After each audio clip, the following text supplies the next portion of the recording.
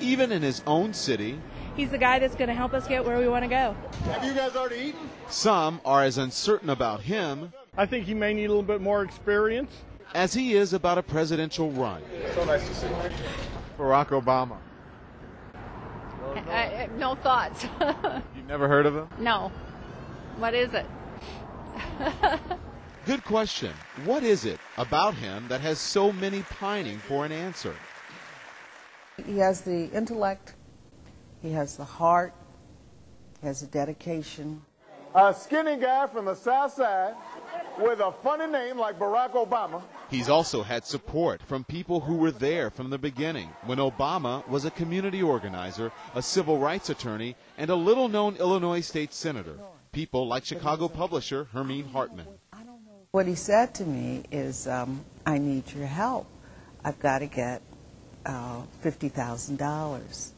So this is the office? According to Hartman, that conversation took place one Friday evening in this office. The optimistic U.S. Senate wannabe had already begun organizing his campaign headquarters. I've got the office, the phones, and he had gotten all these things, and I think probably without the real money for it. Hartman says she came up with the money by calling a prominent African-American Chicago businessman. It was the beginning of a Senate race that played out like a soap opera.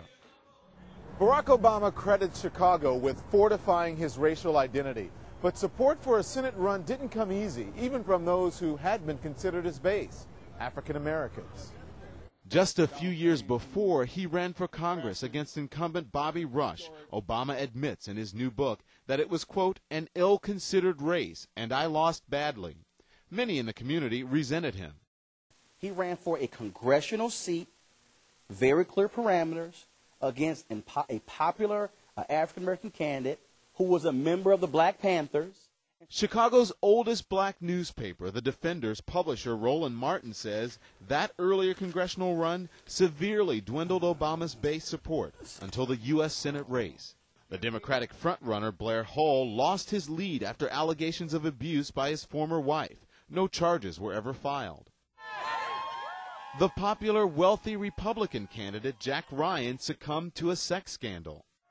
Then the Republican Party brought in Alan Keyes, an outsider who many believed didn't stand a chance. The next senator from the state of Illinois, Barack Obama. He won and instantly became the great black hope of the Democratic Party. Writers like Mark Brown from the Chicago Sun-Times began to hint at a presidential run. The night he was elected, I believed that he had the potential to be the most important political figure to come out of Illinois since Abraham Lincoln. But some question his chances. Few senators have ever won the White House. Plus, he's only been on the Hill for 2 years. He's going to have the problem of people who just think he's, ambitious and overeager.